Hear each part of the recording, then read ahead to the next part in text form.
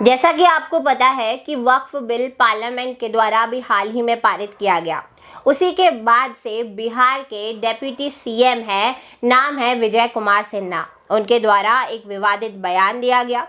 उनके द्वारा ये कहा गया कि नरेंद्र मोदी की सरकार है, ये भारत है, पाकिस्तान नहीं। जो लोग इस बिल का समर्थन नहीं करते हैं उन्हें जेल में डाल देना चाहिए। वे जो हैं वह राष्ट्रद्रोही हैं। इसी के बाद से एक चर्चा का विषय जो है ये बन गया है। अगर हम राहुल गांधी के संदर्भ में बात करें तो वक्फ बिल जब पारित किया गया तो वो संसद में प्रेजेंट नहीं थे। यहाँ तक कि जो उनकी बहन है प्रियंका गांधी जी, वह भी जो थी वह संसद में प्रेजेंट नहीं थी। अगर हम बात करें प्रियंका गांधी के रीज़न की, तो उनके द्वारा बताया गया कि वह अपने क्लोज रिलेटिव जो कि बीमार हैं उनके पास है अमेरिका में। लेकिन अगर हम राहुल गांधी के संदर्भ में बात करें तो वो प्रेजेंट ज़रूर नहीं थे संसद में, लेकिन उनके द्वारा एक ट्वीट जो है वो किया गया। उनके द्वारा क्या ट्वीट किया गया मैं आपको बताती हूँ। उनके द्वारा बोला गया कि ये जो वक्फ बिल है ये अटैक कर रहा है मुस्लिम्स को, ये उदाहरण बनेगा फ्यूचर में अदर कम्युनिटीज़ के लिए। उनके द्वारा यहाँ तक ये भी बोला गया कि भारत के लोगों को कॉन्स्टिट्यूशन को जो है वो फॉलो करना चाहिए।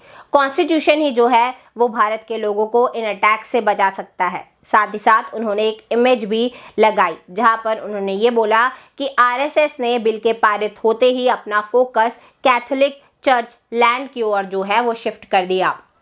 इतना बड़ा ट्वीट जो है वो राहुल गांधी के द्वारा वक्फ बिल के पारित होते ही जो है वह किया गया। अगर हम वक्फ बिल के संदर्भ में बात करें तो वक्फ बिल को पार्लियामेंट द्वारा पारित कर दिया गया, जिसका विरोध विपक्ष जो है वो कर रहा है। उनके द्वारा करीबन 44 प्रस्ताव जो थे वह दिए गए थे, जिनको संसद ने जो है वह लेने से मना कर दिया। अब विपक्ष के द्वारा ये कहा गया है कि वह अब कोर्ट का दरवाज़ा जो है वो खटखटाएंगे और वहाँ पर जो है वो न्याय की आवाज़ उठाएंगे। अब मैं आपको बताती हूँ कि ये जो वक्फ बिल है ये कितनी प्रॉपर्टीज़ को जो है वो अपने अंडर ले रहा है। तो देखिए भाई, अगर हम वक्फ बिल के संदर्भ में बात करें तो ये पास हो चुका है। टेंटेटिव नंबर अगर हम प्रॉपर्टीज़ का बताएं तो 8.8 लाख प्रॉपर्टीज़ है, जिसमें से 73,000 प्रॉपर्टीज़ जो है वो अंडर डिस्प्यूट है। जिसमें अगर हम बात करें तो यूपी जो स्टेट है यानी कि उत्तर प्रदेश, वहाँ पर most number of Waqf properties है, बट जो पंजाब है वो लार्जेस्ट शेयर जो है वो उसके अंडर कवर अप करता है। अब हम थोड़ा सा आपको डेटाबेस जो है वो बता देते हैं वक्फ प्रॉपर्टीज़ का कि भाई क्या क्या तरह की जो वक्फ प्रॉपर्टीज़ है वो कवर अप की गई हैं। अगर हम Waqf asset management system of India यानी कि वामसी डेटाबेस के संदर्भ में बात करें, जो कि मेंटेन्ड किया जाता है सेंट्रल गवर्नमेंट के द्वारा, तो उन्होंने वक्फ प्रॉपर्टीज़ का एक रिकॉर्ड जो है वो रखा है कि भाई कौन कौन से टाइप्स की है, उनका करंट स्टेटस क्या है, किस तरीके से उनका मैनेजमेंट जो है वो चल रहा है। उनके डेटा के अनुसार बताया गया है कि 2.4 लाख प्रॉपर्टीज़ जो है वो उत्तर प्रदेश के अंडर जो वक्फ एसेट्स है सुन्नी और शिया बोर्ड्स का उसके अंडर आती हैं। अगर हम यूपी के बाद बात करें तो वेस्ट बंगाल के पास 80,480 प्रॉपर्टीज़ है, पंजाब के पास 75,511, तमिलनाडु के पास 66,000 से ज़्यादा प्रॉपर्टीज़ हैं। साथ ही साथ अगर हम कर्नाटका के संदर्भ में बात करें तो 65,000 से ज़्यादा प्रॉपर्टीज़ कर्नाटका के पास भी हैं। यानी कि इन स्टेट्स के पास जो है वह काफ़ी ज़्यादा वक्फ की प्रॉपर्टीज़ है। साथ ही साथ बिहार क्षेत्र में भी जो है वो वक्फ की काफ़ी प्रॉपर्टीज़ हैं, जो कि एक तरीके से यूपी से सेपरेट करके सुन्नी और शिया बोर्ड्स के अंदर आ गई है। अगर हम बात करें कि भाई कौन कौन सी जो वक्फ प्रॉपर्टीज़ है वो इन स्टेट्स के पास है, तो इसमें आता है आपका ग्रेवयार्ड्स यानी कि कब्रिस्तान, एग्रीकल्चर लैंड जो है वो आ जाते हैं यानी कि खेत, मॉस्क जो है वो आ जाते हैं, शॉप्स आ जाते हैं और हाउसेस जो है वो आ जाते हैं।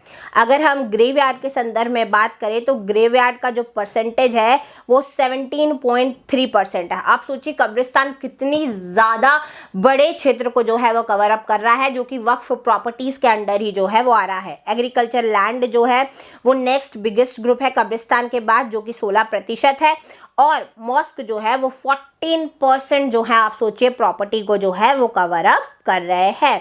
अगर हम वामसी डेटाबेस के अनुसार बात करें तो भाई जो प्रॉपर्टीज़ है उनको एनक्रोच्ड यानी कि एक तरीके से अतिक्रमण, अंडर लिटिगेशन और alienated are currently involve in the disputes.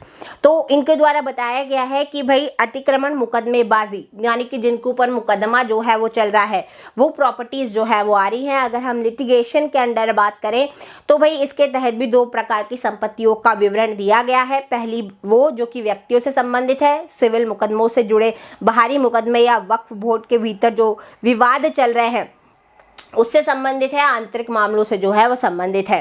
तो ये 2 प्रकार की जो है वो प्रॉपर्टीज़ आ गई हैं। साथ ही साथ जो अवैध हस्तांतरण किया गया है वह अलगाव वाली संपत्तियों में जो है वो शामिल है और ये सिविल मुकदमों के अधीन जो है वो बताया गया है। साथ ही साथ इनके द्वारा ये भी बताया गया है कि भाई जो बाबरी मस्जिद का मामला था, है ना, जो कि अयोध्या वाला मामला था जहाँ पर अभी राम मंदिर को जो है वो बनाया गया है, काफ़ी टाइम का ये जो केस था वो चल रहा था तो जो कि हालांकि अभी 2019 में सॉल्व कर दिया गया है। तो ये भी डिस्प्यूट जो था वह ये वक्फ रिलेटेड ही जो था वह डिस्प्यूट था।